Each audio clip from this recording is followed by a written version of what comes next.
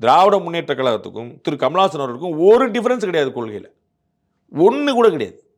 அப்போ அது வந்து அது இணக்கமாக போவாங்கல்ல. நீங்கள் ஏதோ ஒரு டிஃபரன்ஸ் இருக்குன்னா நான் எப்படிங்க உங்க கூட சேர்றதுங்கிற ஒரு உறுத்தல் இருக்கும். கமல் அவர்கள் வந்து ஒரு கட்சி தலைவருங்கிறத தாண்டி ஒரு செலிபிரிட்டி, அங்கே வந்து திசை திரும்பிடும்.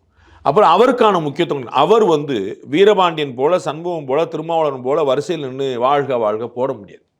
கமலஹாசன் இதுவரைக்கும் நாம பார்த்த சென்ட்ரல் ஸ்டேஜ் மட்டும்தான். அவர் வந்து மையத்தில் கட்சி மையத்தில் இருக்குதோ இல்லையோ அவர் மையத்தில் இருப்பார். அவர் வந்து பன்னெடுத்து இப்போ நீங்கள் திமுகவுடைய கூட்டணி கட்சி ஆர்ப்பாட்டம்னு வச்சுக்கோங்க. அப்போ கொஞ்சம் யோசிச்சு பார்த்துருங்க. திரு ஸ்டாலின், உதயநிதி, அட்லீஸ்ட் ஒரு அமைச்சர், அப்புறம் இந்த பெருமக்கள், அப்புறம் கமல்னா எப்படி இருக்கும்? நீங்கள் ரெண்டாக பிரித்தா கூட 4வது இடம் வந்துடும். நீங்கள் இந்த பக்கம் 2 பேர் இந்த பக்கம் 2 பேர் இருந்தால் கூட 4வது இடத்துல போயிடும். அது அதனால தான் அவங்க யாரும் கூப்பிடும்ல, அப்படி ஒரு கம்ப்ளைண்ட் வரல. உங்களுக்கு திமுக கூட்டணியில் அது என்ன கமல் வரமாட்டாரு அப்படிங்கிற கேள்வி இல்லையே. அவர் செலிபிரிட்டிங்கிறதையும் சேர்த்து ஞாபகம் வச்சுக்கணும். திரு விஜய் அவர்களை நீங்கள் இன்னொரு கட்சி தலைவராக நீங்கள் பார்த்துட முடியாது. டாக்டர் அன்புமணிக்கோ அண்ணன் சீமானுக்கோ இல்லாத ஒரு விஷயம் அவர்கிட்ட இருக்கு, அந்த திரைப்பிரபலம்.